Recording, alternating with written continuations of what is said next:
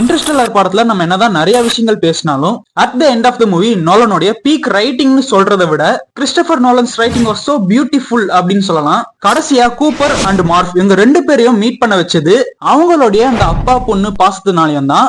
இன்னொரு சீக்வன்ஸ்ல Cooper brand இவங்களோட team வந்து எந்த பிளானட்டுக்கு ஃபர்ஸ்ட் போலாம்னு சொல்லி டிஸ்கஸ் பண்ணிட்டு இருப்பாங்க. அப்ப பிராண்ட் வந்து ஃபர்ஸ்ட் நாம எட்மர்டோட பிளானட்டுக்கு வந்து போய் பார்க்கலாம் அப்படின்னு சொல்லி இருப்பாங்க. சோ எட்மர்ட் வந்து பிராண்டோட லவ்வர் தான். கூப்பர் வந்து பிராண்ட் கிட்ட இதான் சாக்குன்னு சொல்லி நீ வந்து ஒரு லவ்வரை பாக்குறதுக்காக போராடலாம் முடியாது அப்படின்னு சொல்லியிருப்பாரு. But at the end of the movie பிராண்டோடைய லவ்வர் எட்மர்ட் இருக்கிற அந்த எட்மர்ட் பிளானட் தான் மனுஷங்க 100% வாழக்கூடிய ஒரு பிளானட்டா கண்டுபிடிச்சிருப்பாங்க.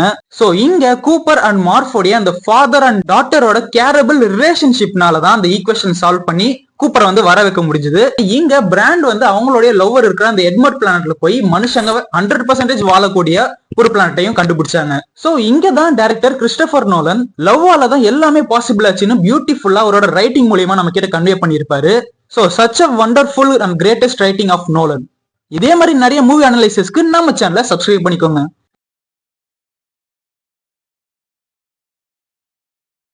அண்ட் வீடியோ பிடிச்சிருந்தா மறக்காம லைக்கும் பண்ணிருங்க.